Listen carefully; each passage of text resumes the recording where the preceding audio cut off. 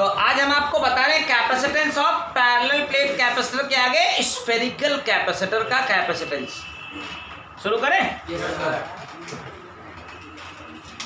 देखिए कल मेरी दोनों मेटल की प्लेटें ये थी ना, पैरेलल आई थी, तो इसका क्या नाम दिया था?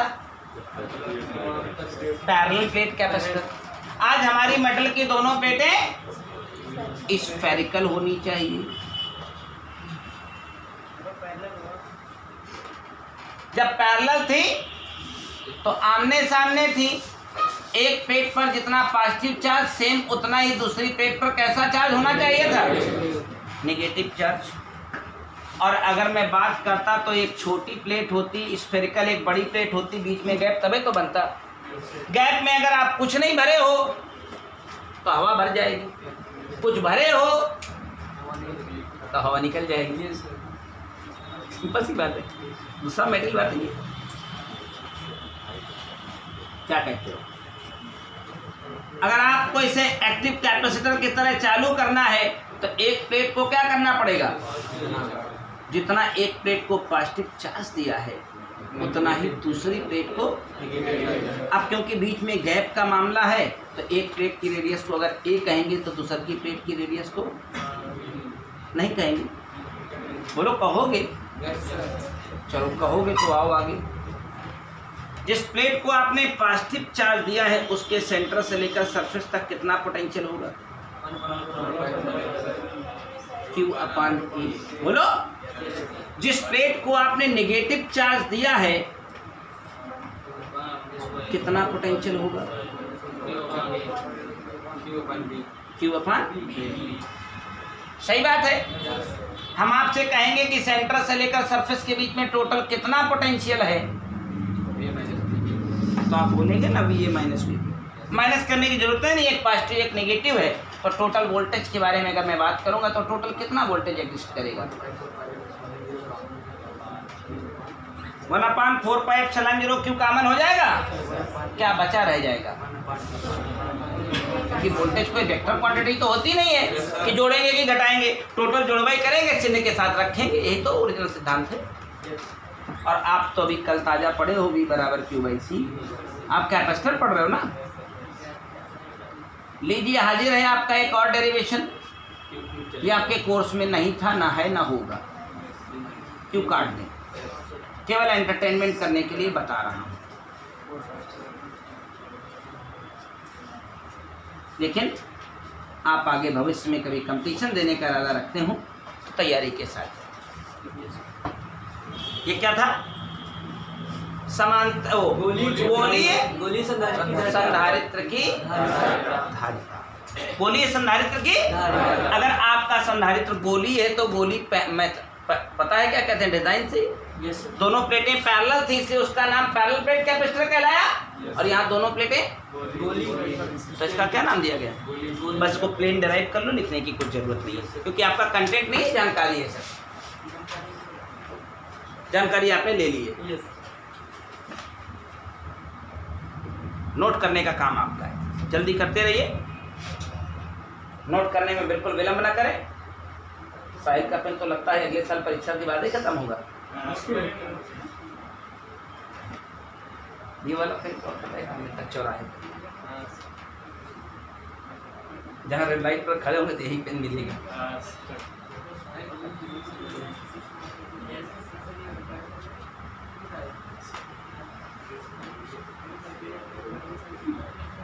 पेन की साइज आइडियल नहीं होती, बेकार साइज होती है।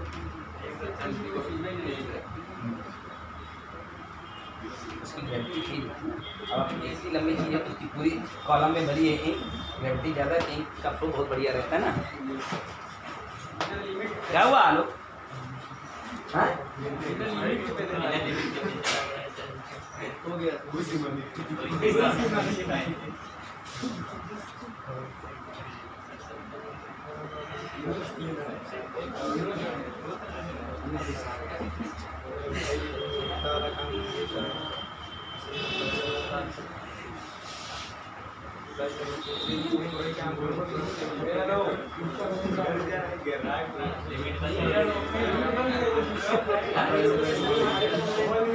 क्या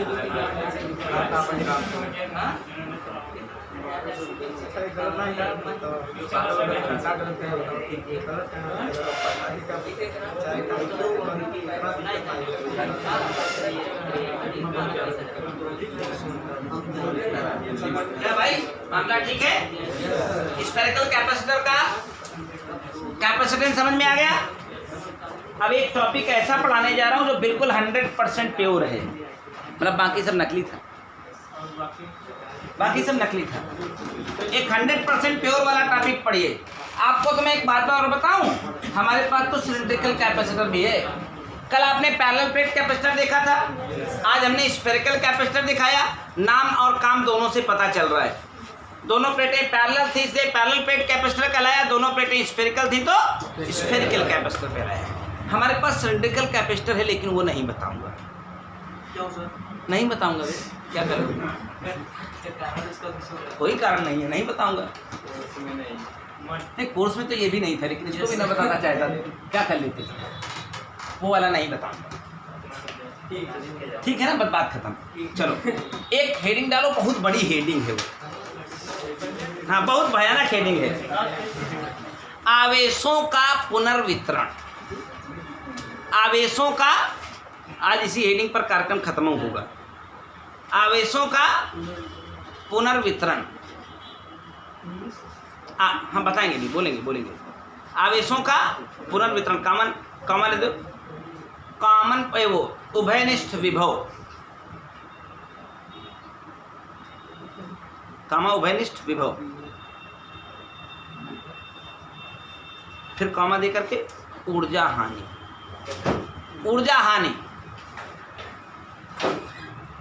और अंग्रेजी में केवल एक छोटी सी हेडिंग है, रीडिस्ट्रीब्यूशन ऑफ ऊर्जा हानि समझते हैं, loss, energy loss, redistribution of charge, redistribution of charges, redistribution of charges. आवेशों का पुनर्वितरण, कॉमन पोटेंशियल,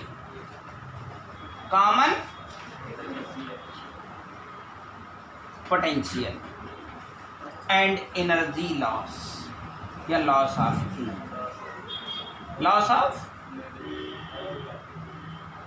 एनर्जी। ये बात हम आपके साथ करेंगे, जैसा common potential and loss of energy. That's all. तो सुनो, बिल्कुल कनेक्टिंग टॉपिक है, थोड़ा थोड़ा फ्लेवर भी आएगा, थोड़ा अच्छा भी लगेगा, फील भी बहुत अच्छा देगा। और इस टॉपिक को मैं एक न्यूमेरिकल के साथ मिक्स करके पढ़ाऊंगा, मतलब टॉपिक चलेगा साथ साथ, उसके साथ साथ पैरेलल में एक न्यूमेरिकल चलेगा, दोनों काम एक साथ होंगे। वैसे नॉर्मल पर मैं करता नहीं हूँ ऐसा कभी, पहले टॉपिक पढ़ाता हूँ तब न्यूमेरिकल लगाता हूँ। आज दोनों काम एक साथ होंगे, आधे हिस्से में न्यूमेरिकल चलेगा और आधे हिस्से में इसकी थ्योरी चलेगी, और दोनों साथ साथ चलेंगे। जो स्टेप थ्योरी चलेगी उतने स्टेप न्यूमेरिकल चलेगा। ठीक, हमारे पास दो गोले हैं, दोनों की त्रिज्या अलग अलग है। बहुत ध्यान से सुनिएगा, दोनों की त्रिज्या अलग अलग है और दोनों को अलग अलग आवेश दिया गया है। एक आवेश Q1 है और दूसरा Q2। सुन लिया क्या आपने? हमारे पास दो गोले हैं, दोनों की त्रिज्या अलग अलग है, यानी छोटे बड़े गोले हैं, दोनों को अलग अलग आवेश दिया गया है। आपका मन करे तो दोनों को एक दूसरे से छुआ दें, आपका मन करे तो दोनों को एक तार से जोड़ दें। ये कार्यक्रम हम पहले भी करवा चुके हैं। याद है कहाँ करवा चुके हैं? कूलॉम्स लॉ में। कूलॉम्स लॉ में न्यूमेरिकल्स आए हैं। दो समान आकार के गोले, एक पर इतना आवेश, दूसरे पर इतना आवेश, आपस में एक दूसरे को स्पर्श करा दिया जाता है। तो आपको याद है वो स्पर्श कराने का घटनाक्रम क्या होता था? चार्ज बैलेंस हो जाते थे। ये गलती आप यहाँ कदापि मत करिएगा, इसलिए अलग से पढ़ा रहा हूँ, ये गलती यहाँ मत करिएगा। वहाँ काम बराबर चार्ज डिस्ट्रीब्यूशन का केवल इसलिए होता था क्योंकि दोनों की साइज सेम होती थी। दोनों की साइज, ध्यान रखिएगा वो चार्ज बैलेंस करने वाली कहानी तभी आएगी जब दोनों की साइज सेम होगी। यहाँ दोनों स्फीयर की साइज अगर अलग अलग है तो एक बात दिमाग में रख लीजिएगा, चाहे दोनों को तार से जोड़ लीजिएगा, चाहे दोनों को आपस में छुआ लीजिएगा, लेकिन चार्ज बैलेंस नहीं हो सकते हैं। मंत्र अलग अलग आ गए कि नहीं? वहाँ वो काम क्यों है, यहाँ ये अंतर क्या है? वहाँ दोनों की साइज सेम होना जरूरी है अगर आप चार्ज बैलेंसिंग चाहते हैं तो, करेक्ट। और इन दोनों में साइज सेम नहीं है तो वो चार्ज बैलेंस होने की कहानी नहीं आएगी। तो करेंगे क्या? तार से जोड़ना तो है ही। एक को कितना आवेश दिया है, दूसरे को कितना दिया है। आज के बाद कान खोल के सुन लो। सबसे पहली चीज आपको इस सिचुएशन में निकालनी होगी यहाँ पर कॉमन पोटेंशियल। कॉमन, जब भी आपकी जिंदगी में कोई ऐसा घटनाक्रम आ जाए कि दो अलग अलग आकार के गोले हैं, दोनों को अलग अलग या समान आवेश दे रखा गया है और दोनों को एक तार से जोड़ने का माजरा आ जाए, तो सारे काम दुनिया के छोड़ देना। पहली बार क्या करना? कॉमन पोटेंशियल V निकालना। कॉमन पोटेंशियल और V इज इक्वल टू आपको तो पता ही होगा Q1 प्लस Q2 अपान C1 प्लस C2। अरे V बराबर Q बाई C होता है ना। आज के बाद ठीक से समझ लीजिएगा, इसके अलावा जिंदगी में कुछ नहीं लगाएंगे। ये बहुत मार्जिनल थॉट है, कंसेप्ट के साथ होगा, एक न्यूमेरिकल नहीं बल्कि दो न्यूमेरिकल आज आपको इसी के साथ क्लियर कराऊंगा और तब इसको आगे लेके चलूंगा। आज का मतलब यही कार्यक्रम है और आज कोई कार्यक्रम में है नहीं। अगर दो अलग अलग साइज के गोले हैं, दोनों को अलग अलग या समान आवेश दिया गया है और तार से जोड़ने की प्रक्रिया पूरी करी गई है, तो सबसे पहला काम क्या करेंगे? दोनों के तार से जोड़ने के बाद क्या निकाला जाएगा? यानी दोनों का उभयनिष्ठ विभव है। उभयनिष्ठ। फिर इसके बाद आप एक नया पैरामीटर निकालेंगे, new charge on first. New charge on पहले गोले पर नया आवेश। तो पुराना क्या था? पुराना क्या था पहले गोले का? तो नए का नाम क्या दे रहे हो? Q1। अगर पुराना Q1 था तो नया वाला क्या हो गया? और Q बराबर होता है CV। Q बराबर CV। तो C तो मेरा C1 रहा क्योंकि C तो बदलेगा नहीं, और पोटेंशियल दोनों का जो तार जोड़ने के बाद कॉमन निकाल लिए हो वो यहाँ होगा। Any doubt? New charge on second. अगर मैं आपसे कहता हूँ new charge on second sphere, तो वो क्या हो जाएगा? तो क्या मैं कह दूँ C2 भी? पता चल रहा है कुछ? इसके बाद हम आपसे कहेंगे transfer, value of transferred charge. Value of, ये अंग्रेजी समझ में आ रही है? ऐसा तो नहीं कि बाहर से निकल रही है, बहुत सरल है यार। वैल्यू ऑफ ट्रांसफर्ड चार्ज, स्थानांतरित आवेश की मात्रा। पहले इसके पास कितना आवेश था, अब कितना हो गया है? तो पुराने वाले में नए वाले का अंतर निकाल लें, और जो अंतर आएगा, देखिए मैंने माइनस का साइन नहीं लगाया क्योंकि मुझे पता ही नहीं है कि इसके हाँ जोड़ने के बाद इससे इसमें आ जाएगा कि इससे उसमें चला जाएगा। जो बड़ा रह जाएगा उसमें छोटा वाला घटा देगा, तो वैल्यू ऑफ ट्रांसफर्ड चार्ज मिल जाएगी यहाँ पर। इसके बाद हमने एक और हेडिंग उसमें डाल रखी, loss of energy. Loss of energy. अगर आपको लॉस ऑफ एनर्जी चाहिए, लॉस ऑफ, तो आपको शुरुआत की एनर्जी निकालनी होगी। तो लॉस ऑफ एनर्जी निकालने जाएंगे तो पहले यू इनिशियल निकालेंगे, नहीं प्रारंभिक ऊर्जा, जो कैसे आएगी? Half Q1 square by C1, क्योंकि आपके पास V नहीं है ना शुरुआत, प्लस दूसरके वाले का क्या आएगा? करेक्ट। और जब दोनों को एक तार से आप जुड़वा दिए हैं तो Q1 dash square by C2, C1 sorry, देखिए मैंने एनर्जी के कल दो फार्मूले बताए थे, Q2 डैश स्क्वायर बाई, ये दोनों एनर्जी आ जाएंगी तो इस वाली में इस वाली का जो डिफरेंस होगा निकाल लेंगे, तो वही मेरा लॉस ऑफ यानी delta U loss of energy चाहिए होगा। तो बच्चे क्या करेंगे हमारे यू फाइनल माइनस या you final difference by you initial, यही है मेरी लॉस ऑफ एनर्जी। ये इसका basic theoretical thought. Example number 4 खोलिए, प्रैक्टिकल करके दिखा दो फिर बात करता हूँ। एग्जाम्पल 4 खोलिए, कहिए तो मैं पढ़ूं, नहीं तो अपनी अपनी किताब में पढ़ लीजिए।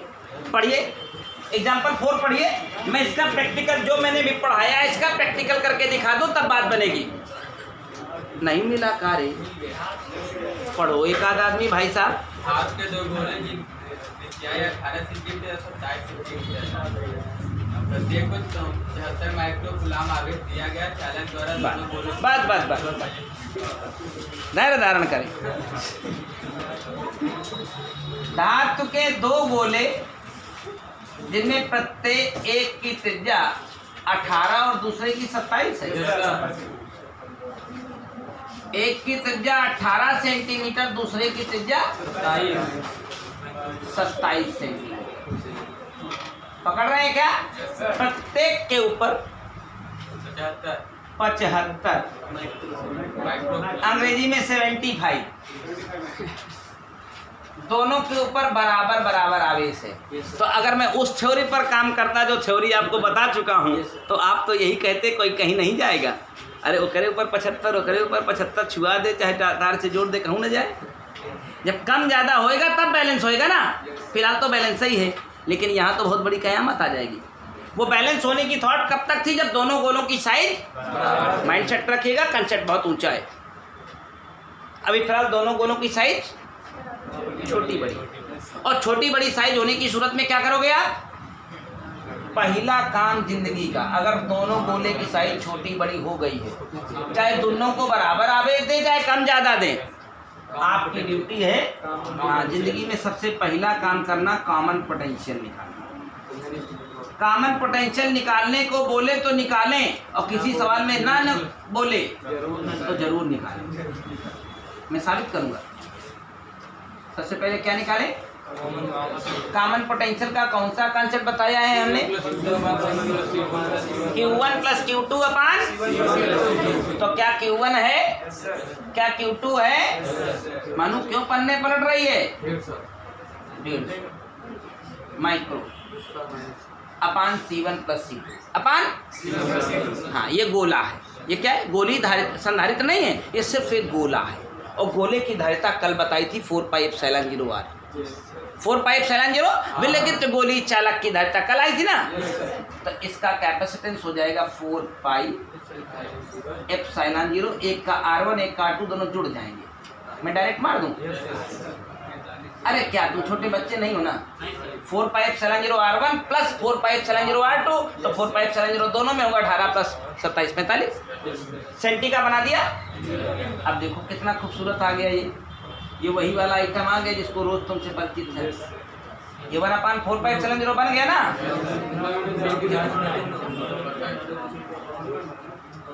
ये 150 माइनस 4 अपान 45 अपान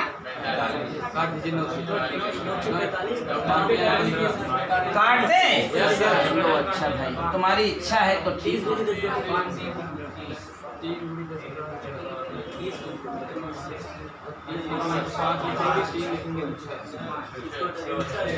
अगर इस प्रश्न में कॉमन पोटेंशियल पूछा था तो आंसर चेक कर लो। सही आ गया क्या?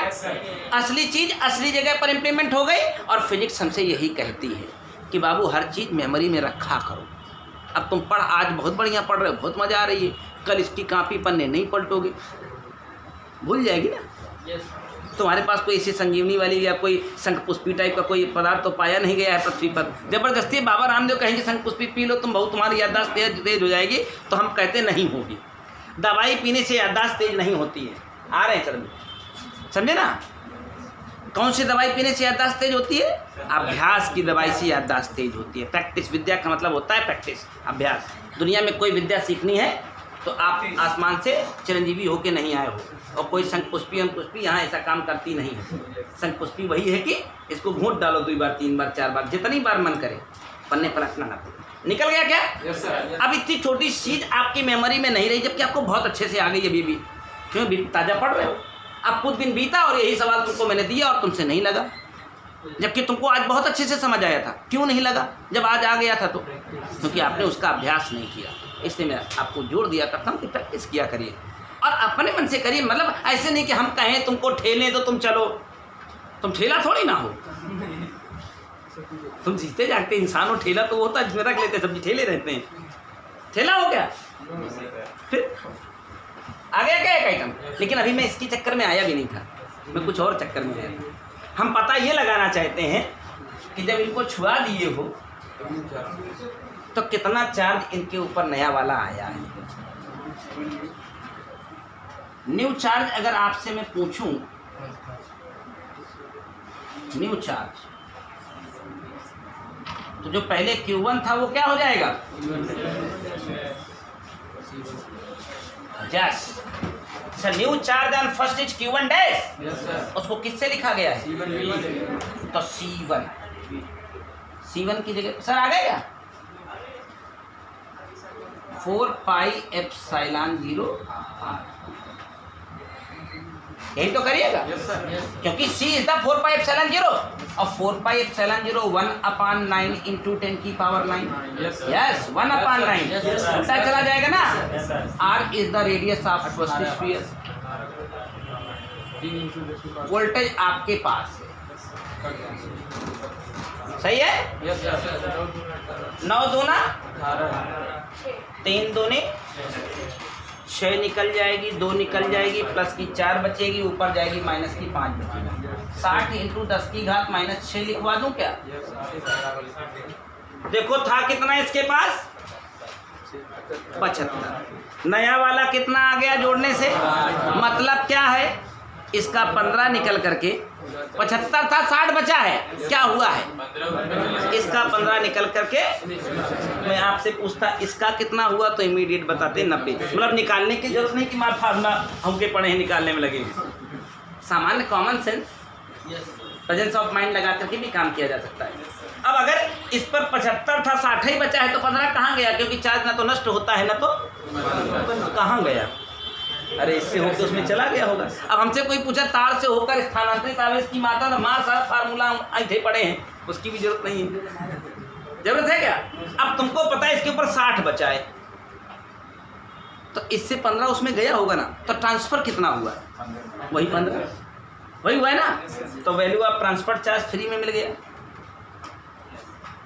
नया आवेश पहले वाले का मिल गया, दूसरे वाले का उसके साथ फ्री में मिल जाएगा 90। कुछ और पूछा था? बस इतना ही पूछा था। अब वही एक ठो बच्चा है, कहो तो निकाल दें। हम क्या निकाल लें, तुम क्या करो? ऊर्जा में परिवर्तन, सब कुछ जब तुम्हारे पास सारा आइटम उपलब्ध है, सजा सजा के निकाल लो। अगर पूछा हो तो, ना पूछा हो तो काय माथा मारोगे? एक सीन क्लियर हुआ? फटाफट इसको छापना शुरू करो, बिना देर लगाए छाप डालो। चलो, क्योंकि हमारा दिल नहीं भरा है अभी, इसलिए अभी एक न्यूमेरिकल मैं आपको यहाँ और बताने वाला हूँ। ये ओरिजिनल कंसेप्ट क्लियर है ना? इस कंसेप्ट की ही ताकत है जो एक बहुत जबरदस्त न्यूमेरिकल, जो न्यूमेरिकल आप पढ़ रहे थे अभी उसी के जस्ट आगे वाला पढ़ लो। कहो तो हम पढ़ दे, पढ़ लोगे? जो पढ़ रहे थे अभी उसी के जस्ट आगे वाला पढ़ लो। दोस्त, इस कंसेप्ट के ऊपर उससे बेहतरीन सवाल पूरी दुनिया में नहीं बनाया गया अब तक। जो कंसेप्ट मैं तुम्हें पढ़ा रहा हूँ उस कंसेप्ट के ऊपर जो अगला सवाल बताने जा रहा हूँ, दुनिया में उसके टक्कर का कोई दूसरा न्यूमेरिकल नहीं बनाया गया इस कंसेप्ट के ऊपर। बाकी न्यूमेरिकल तो बहुत है। बोलता है R और 2R त्रिज्या के 2 गोले, R और 2R त्रिज्या के 2,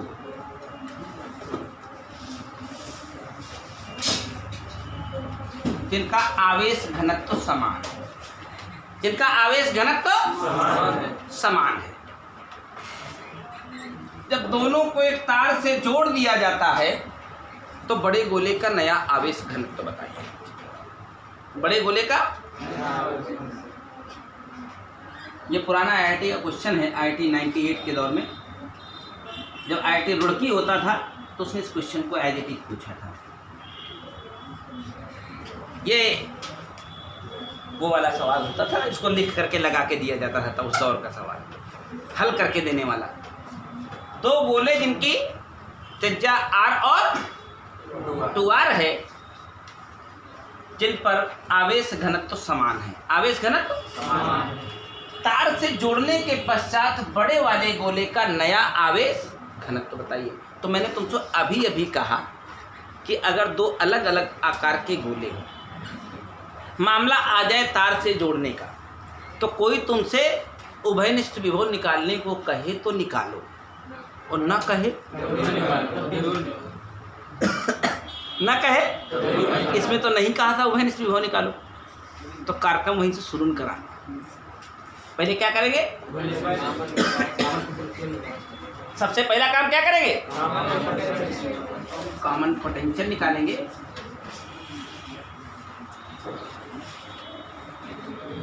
V जो एक ही फार्मूले से निकाला जाता है, Q1 + Q2 अपान करवा Q1 Q2 है, यही ना है, मिल तो जावा ही करे ना।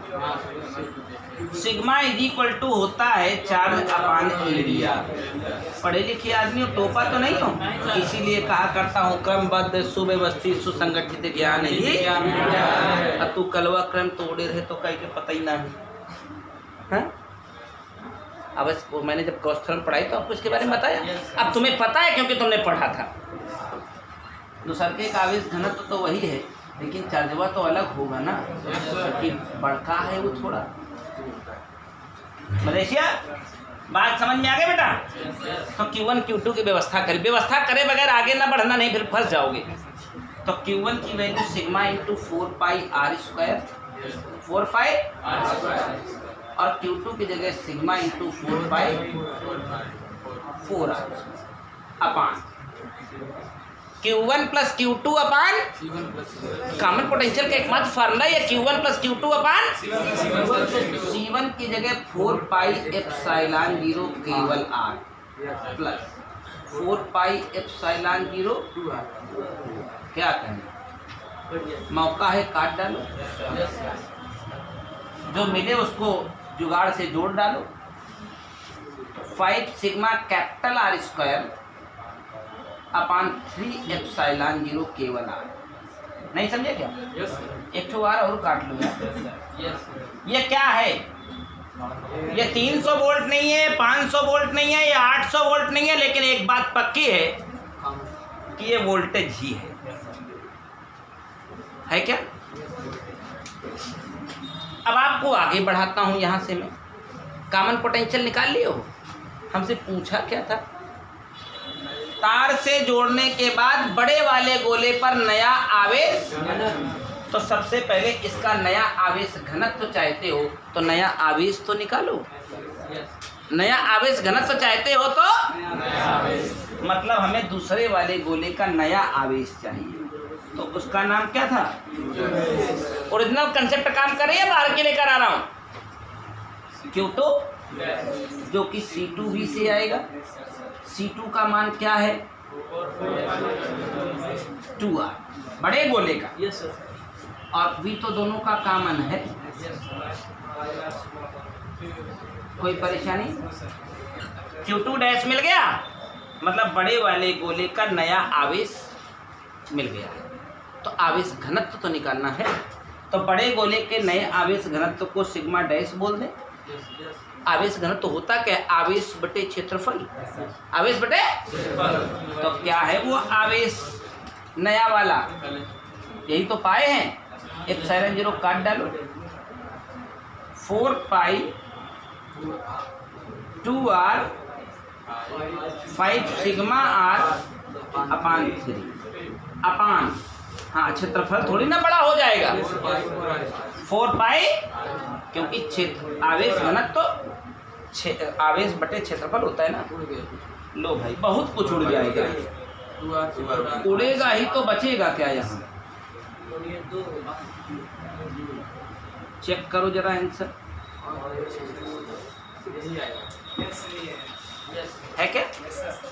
तो इस लेवल का सवाल लगाने के लिए भी तो कंसेप्ट ही चाहिए, और फिजिक्स इसी का नाम है दोस्तों। तुम ऐसे फर्जी हाँक रहे हो, सवेरे शाम ले करके रट्टा मार रहे हो, तुमसे फिजिक्स कभी नहीं आएगी। फिर कह रहा हूँ, तुम अगर ये सोच के आए हो कि नहीं बढ़िया सा आंसर लिखा देंगे, फिर बढ़िया याद करके जाएंगे वहाँ मार देंगे, कुछ नहीं होगा, कभी नहीं होगा। सोचना भी मत इसके बारे में, और जो ऐसा करने की सोच रखे हो अपनी सोच बदलना, वर्क करना शुरू कर दे, अपनी कलम चलाना शुरू कर दे। अभी भी कुछ बिगड़ा नहीं है। आपको याद होगा समुद्र मंथन में अगर विष निकला था तो अमृत भी निकला था। तो अगर 2020 में विषय विष निकल रहा है तो चिंता मत करिए, आने वाले समय में अमृत भी निकलेगा। हमेशा आशावादी रहिए, एक सीरियस मैटर है। भाई साहब मैंने कुछ नहीं किया मालिक, यहाँ तक ठीक है। नया आवेश घनत्व चाहिए। क्या चाहिए? तो पहले तो सिग्मा था इसका, इस वाले का चाहिए, इस वाले का नहीं। तो आवेश घनत्व होता क्या है? आवेश बटे क्षेत्रफल। तो नया आवेश घनत्व मतलब नया आवेश बटे पुराना क्षेत्रफल। क्षेत्रफल थोड़ी बदल गया है। तो नया आवेश का नाम क्या हो गया था? तो ये Q2 डैश है पूरा आइटम यहाँ से यहाँ तक है क्या? बटे बड़े वाले गोले का आवेश घनत्व चाहिए तो बड़े वाले गोले का क्षेत्रफल। इसी को तो काटा है, खूब काटा है, जो बचा है वही तो लिखा है। हाँ, तो आप थोड़ा स्टैंडर्ड ऊपर हुआ, भड़बड़ाने लग गए, उसके एवज में कलम चलाइए ना। अब इसे मुर्दा बन के कब तक बैठोगे, और कब तक आप इसको नहीं पढ़ोगे? कब तक भागोगे? भागना है भाग जाओ, हम कौन सा रोके हैं, भाग जाओ। अगर तुम्हारे वश में ना आता हो, कंट्रोल में ना आ रहा हो, 10-20 दिन देख लो, भाग जाना। और कंट्रोल में आने लगा तो बैठ करके प्रयास करना। पढ़ने के लिए सीरियसली निकले हो तो, ना पढ़ना हो तो कोई बात नहीं, कौन ज़बरदस्ती है यार। हमने किसी को आज तक कहा ही नहीं कि फोर्सली पढ़ो। जिसको मन करे, जिसको ये लगे कि हमें इस तक यहाँ से मिल रहा है, बाकी बैठे और पढ़े। समझे कि नहीं? 2020 में जरूर 20 नामे 20 निकल रहा है। 2020 में विषय विष निकल रहा है। समुद्र मंथन में खूब विष निकला था, और विष के बाद अमृत निकला था। तो चिंता मत करो, अमृत भी निकलेगा। मैं कह रहा हूँ यहाँ से रियली, क्योंकि कुदरत का सिद्धांत है दोस्त। आज तक कभी किसी के साथ अन्याय नहीं किया, अभी करेगी क्या? कुदरत कभी किसी के साथ अन्याय नहीं करती है। अगर खूब विष पी रहे हैं आप, तो जल्द ही आने वाले समय में आपको अमृत पीने को भी मिल सकता है। ठीक, आगे बढ़े। अब मेरे पास कोई और सवाल नहीं है इस तरह का। आज मेरी भविष्यवाणी भी सुन लीजिए। बहुत लोगों ने भविष्यवाणियाँ की हैं, मैं भी आज कर रहा हूँ। हाँ, रिकॉर्ड भी हो रही है कि अगर विष निकला है तो अमृत भी निकलेगा। कुदरत का सिद्धांत तो बिल्कुल सीधा है, सरल है यार। मालिक आगे बढ़ाऊँ टॉपिक को, आगे बढ़ाए जाए। तो आज एक ही पढ़े हैं, प्रभात सर के आने तक तो 15 मिनट तो उनका टाइम हम केवल उसमें ले लेते हैं। एक तो उनके इंतजार में 2 टॉपिक पढ़ा देते हैं। पैरेलल प्लेट कैपेसिटर हो गया, स्फेरिकल कैपेसिटर हो गया, रिडिस्ट्रीब्यूशन ऑफ चार्जेज हो गया। चलो एक थोड़ा और काम करते हैं, कॉम्बिनेशन ऑफ कैपेसिटर। क्या ला रहे हैं? इस चैप्टर से ये कंसेप्ट पूरे न्यूमेरिकल की ओर इशारा करती है। आज का टॉपिक है कॉम्बिनेशन ऑफ कैपेसिटर। इस चैप्टर की थ्योरी में कदापि दम नहीं है। आप कभी इसको मत मानिए कि यहाँ थ्योरी का कुछ है। देखो कल शुरू किया था, आज खत्म होने वाला है। खत्म हो गया समझो, बस ये 90% अप्रोच कर जाएगा इस टॉपिक के बाद। Combination of capacitor.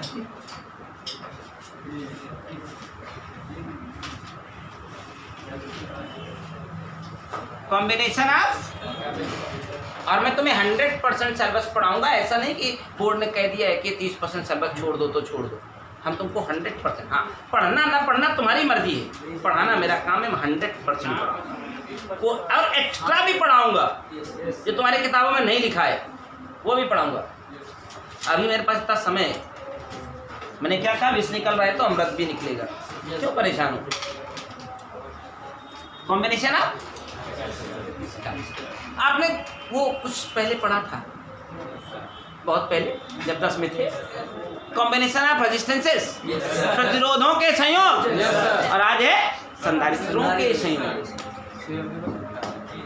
तो उसका फर्स्ट मोस्ट है सीरीज कॉम्बिनेशन। ये अंग्रेजी तो हैरान नहीं कर रही है आपको? सीरीज कॉम्बिनेशन, हाँ वो श्रेणी क्रम हो जाएगा।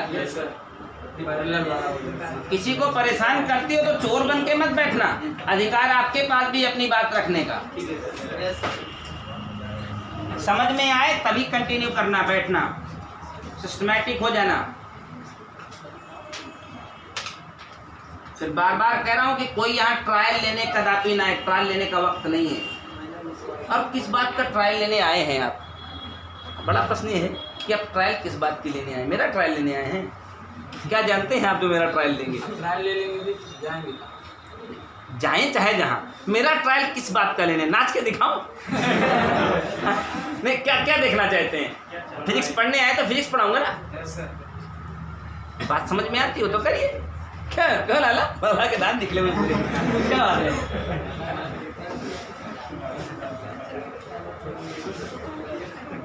कुछ कैपेसिटर ले आइए। देखिए कैपेसिटर का सिंबल ऐसे बनाया जाता है, और एक छोटा बड़ा कर दोगे बाबू बैटरी हो जाएगी। इसलिए कैपेसिटर बनाते समय थोड़ा ध्यान रखना कि हाथ संभल के चलें। एक छोटा बड़ा कर दिए, खेल खत्म, वो बैटरी हो जाएगी। पैरेलल प्लेट कैपेसिटर मतलब बिल्कुल पैरेलल। तो मेरे पास तो ऐसा पेन है कि अगर छोटा बड़ा हुआ तो ऐसे लाइन खींच दूंगा सही हो जाएगा, तुम्हारे पास नहीं है ना? और कुछ कैपेसिटर ले आइए, प्यार से उनके अंदर सप्लाई भेजने के लिए बैटरी का इंतजाम करिए। बैटरी तो समझ गए होंगे? ये बैटरी सर्किट को पावर देगी। यहाँ कैपेसिटर को चार्ज की जरूरत पड़ती है, तो इस बैटरी से चार्ज निकलेगा। Charge is the form of current, battery से करंट निकलेगा मतलब चार्ज निकलेगा। एक बात जो पत्थर की लकीर है, लिख लीजिए, इस चैप्टर में कम से कम 11,000 बार आपको बताऊंगा। इस चैप्टर में एक ही बात 11,000 बार मेरे मुंह से सुनेंगे। वो लिख रहा हूँ और आप अपने मेमोरी में बैठा लीजिए। इस चैप्टर को लगाना चाहते हैं तो वो बात जो लिखने जा रहा हूँ अपनी मेमोरी में आज से बैठा लीजिए, नोट लिख करके। ये किसी किताबी भाषा की बात नहीं कर रहा हूँ। Voltage is divide, voltage is divide माने बटता है, in series, in and charge is same. Charge is series में वोल्टेज डिवाइड होता है, चार्ज सेम होता है। ये पत्थर की लकीर है, आज लिख करके अपने मस्तक में बैठा लीजिए। इस चैप्टर को जो भी लगाने की मंशा रखते हैं तो 250-300 न्यूमेरिकल आपको लगाने पड़ेंगे, और उस लगाने के पीछे केवल यही एक कोटेशन है जो इस चैप्टर को लगाने के लिए बाध्य करेगा। Voltage is divide in series and charge is. तो देखो इस बैटरी से चार्ज निकलेगा, जो चार्ज यहाँ से निकलेगा सारा चार्ज में घुसता चला जाएगा, सब पे सेम होगा। लेकिन जो वोल्टेज लगाए हो आप V, इसको थोड़ा मिलेगा V1। ये बात इस चैप्टर के लिए पत्थर की लकीर साबित होगी। टोटल V बराबर जो टोटल वोल्टेज V लगाए थे उसी के तो टुकड़े हो रहे हैं। बढ़िया है। और कल का ताजा घटनाक्रम है V बराबर Q/C। तो C का है, Q तो सबका सेम है, लेकिन पहले वाले में C1 और दूसरके वाले में तीसरके में C3, और तो टोटल के लिए Q कर दीजिए, टोटल के लिए Q/टोटल। सबका Q कॉमन लीजिए, प्यार से काट डालिए, और एक वो महान फार्मूला जो इस चैप्टर को पल पल आपके लिए चलाएगा। हर न्यूमेरिकल के पीछे फार्मूला चल करके आएगा। 1/C इज इक्वल टू, ये कितनी छोटी सी बात है, इसको तुम इसको बोझ समझ रहे हो, बोझ नहीं है, ओरिजिनल साइंस है। इसके पीछे क्या लिखा हुआ है? अब आप एक दिन आए हो, पहले दिन आज ही सब कुछ मिल जाए, कुछ हो सकता है क्या? नहीं ना। ये काम हो गया, छापो तो कहे बैठे हो, छापो जल्दी से छापो। ऐसा हो चुका है। चलो, दूसरे कॉम्बिनेशन का नाम दिया गया parallel combination. Aditya, parallel combination.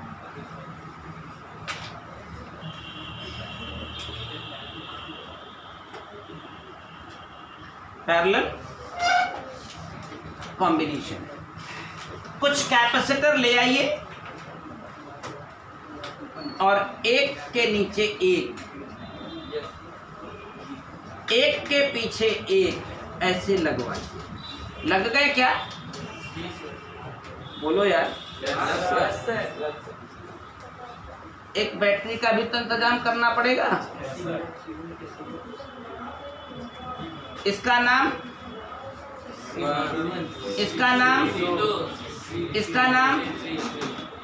इस बैटरी का काम चार्ज की सप्लाई करना है। इसका नाम C1, इसका नाम C2, इसका नाम C3। बैटरी का काम चार्ज की सप्लाई। कितनी चार्ज भेजेगी बैटरी? कुछ बैटरी अपने से चार्ज भेजेगी ना। ये चार्ज जब यहाँ पहुंचेगा बैटरी से निकलने, भाई बैटरी का मतलब चार्ज, चार्ज का मतलब करंट। ये करंट कुछ इधर को जाएगी क्या?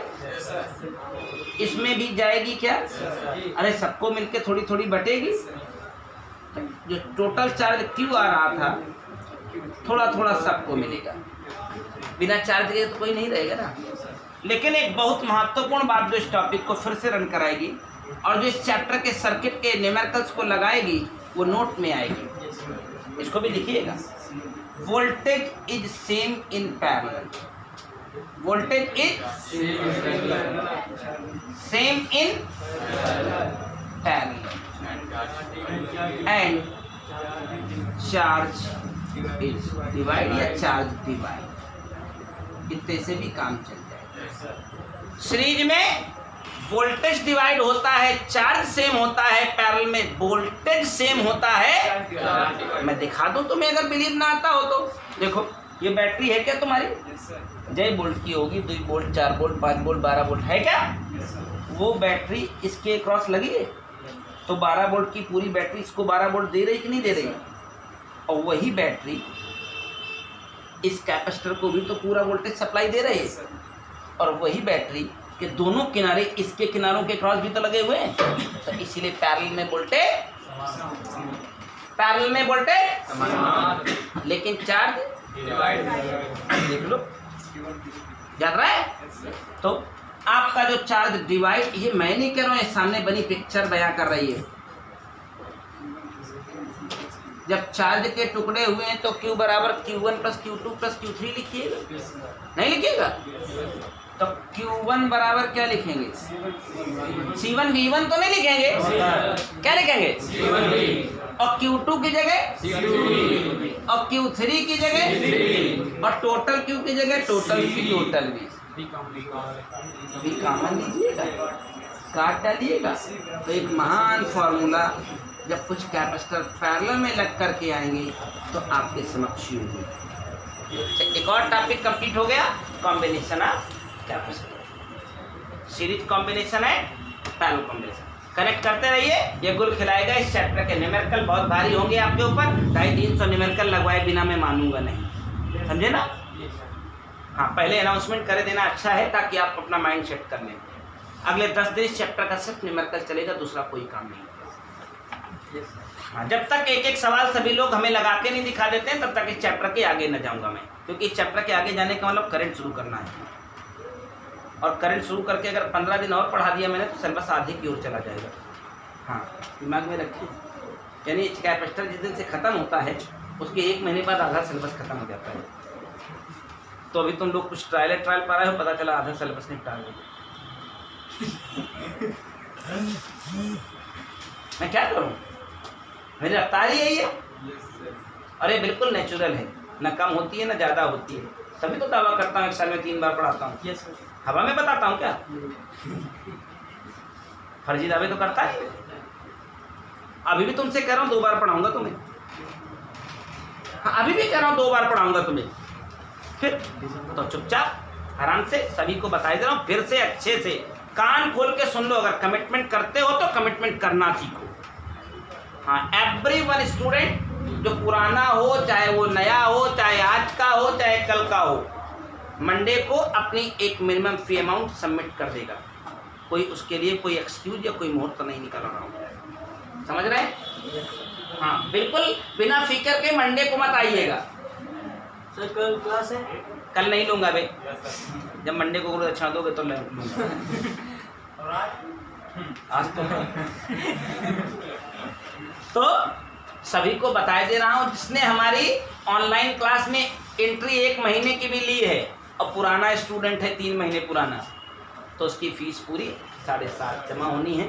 जो पहले जमा कर दी हो उसी को माइनस करके 7.5 में कंसीडर करेगा। मान ली पहले 4,000 जमा हो तो 7.5 में 4 हटा दी, 3.5 जमा कर देगा। फिर से रोशनी डालना चाहता हूँ, ठीक से समझ लीजिए, कहने की जरूरत नहीं है। और जो बिल्कुल नए बच्चे हों तो बिल्कुल अभी फ्रेशर हमारे साथ जुड़ रहे हैं, नए स्टूडेंट जुड़ रहे हैं, सबकी एक फेयर फी बता रहा हूँ आपको 6,000। हो सकता है ये फिगर लग रहा हो कि ये बहुत ज़्यादा है, लेकिन जब आप इसका मूल्य पाएंगे तो आपको महसूस होगा कि ऐसा कुछ भी नहीं। एक विषय का 1,500 रुपये तो हुआ, कई महीने पढ़ा रहा हूँ आपको, मिनिमम 5 मंथ दे रहा हूँ ना, तो वो 6,000 नथिंग है। सब्जेक्ट तो अगर आप ये कह दें ठीक है मैं 4,000 दूंगा और हम भी ये कह दें चलो सिलेबस हम भी देख लेंगे, फायदे का सौदा होगा। हाँ 4,000 दे देना, लेकिन सिलेबस को फिर वैसे चलने देंगे जैसे चलता, हम भी चलाएंगे। हाँ स्लो मोशन, हमारे पास तो सारी कलाएं हैं, 16 कलाओं में दक्ष हूँ। बोलो करोगे? कंप्रोमाइज नहीं करना चाहते ना, हम 30% छोड़ेंगे नहीं, 100% पढ़ाऊंगा, लेकिन 100% फीस भी देंगे। हाँ बिल्कुल चलेगी। केमिस्ट्री आज मेरे ख्याल से इंग्लिश वाले सर आ रहे हैं, तो आपका टाइम में देख लेना, सब तो है ही है। हमारी पूरी टीम डेडिकेटेड है, हमारी टीम में किसी व्यक्ति के ऊपर आप प्रश्न चिन्ह नहीं लगा सकते हो। सबको अपना काम करना आता है और वर्ल्ड क्लास टीचर की टीम मेरे पास है।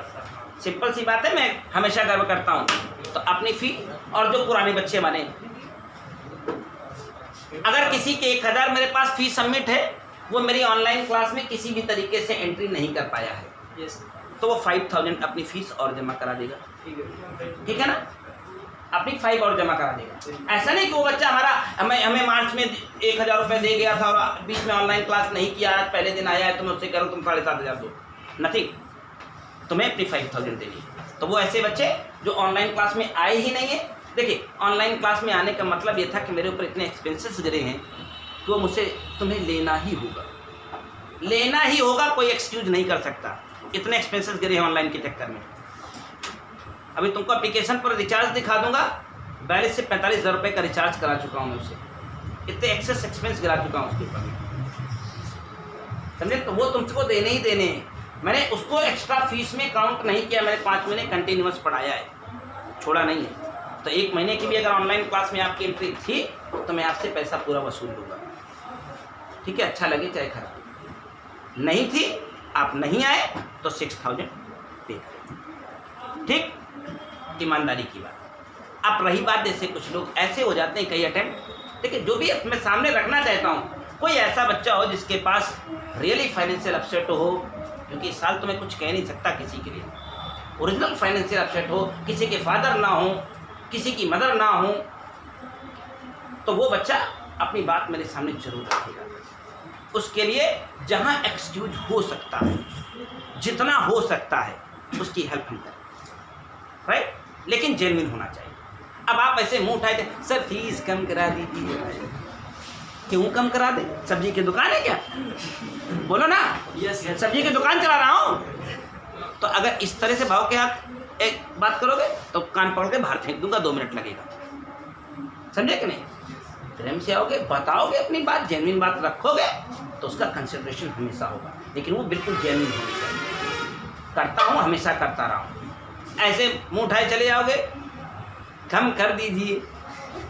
हाँ कुछ ऐसे होते हैं बेवकूफ़, कम क्यों नहीं कर रहे हैं, क्यों कम कर दिया? सब्जी की दुकान लगा रखी क्या? नहीं ना, कह रहा यस सर। सब्जी लेने आए हो? लेने आए हो तो बोलो सब्जी आज कल से सब्जी बेचूं, बनाना बंद करके। तो बात समझ में आ गई है। एक और टॉपिक पूरा हो गया, सीरीज पैरेलल कॉम्बिनेशन हो गया। अब इस चैप्टर में बामुश्किल 15 मिनट का कंटेंट बचा है। एक बहुत खूबसूरत डेरिवेशन उसे मैं आज बताना नहीं चाहता। वो डेरिवेशन क्या है बताएं? वो नहीं बता, बस केवल बात कर रहा हूँ तुम्हारे साथ,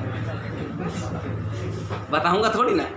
एक पैरेलल प्लेट कैपेसिटर कल हम लोगों ने डिजाइन किया था, C = ε0/d। तो कल मामला इस तरह का आया था कि अगर हमारे पास पैरेलल प्लेट कैपेसिटर हो, इसमें कुछ ना भरे, तो C बराबर क्या, और अगर पूरा भर दें किसी डाइलेक्ट्रिक से, लेकिन अगर कभी ऐसा माजरा आ जाए कि थोड़ा ही भरे, आंशिक रूप से परावैद्युत को भरे, ना पूरा खाली छोड़े ना पूरा भरे, तो क्या होगा। ये एक बहुत विशिष्ट कंसेप्ट है, विशिष्ट डेरिवेशन है। जब कोई विशिष्ट टीचर आपका पेपर सेट करता है तो फिर इसको जगह देता है, और इसको डेरिवेशन करने की हिम्मत वही रखता है जिसे पूरी फिजिक्स क्लियर। समझ रहे हैं? हाँ, नहीं हालत खराब हो जाएगी इसका डेरिवेशन समझ लेंगे तो ये डेरिवेशन तो मैं तभी करूँगा जब आपको पूरी बैकअप दे दूंगा, कंसेप्ट क्लियर करा दूंगा नेक्स्ट क्लास। हाँ हाँ बताएंगे, अभी चिंता क्यों करते हो, पता नहीं लगा पाए कौन सी मिठाई डाइलेक्ट्रिक मेटेरियल होती है। हाँ? परवल की मिठाई देखे हो, वो डाइलेक्ट्रिक मटेरियल है। हाँ वो सब्जी है ना।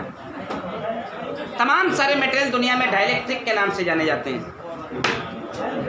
डिटेल में चर्चा करूंगा, अब इसको बंद कर देता हूँ। पानी पी लो, प्रभात सर का वेट कर लो।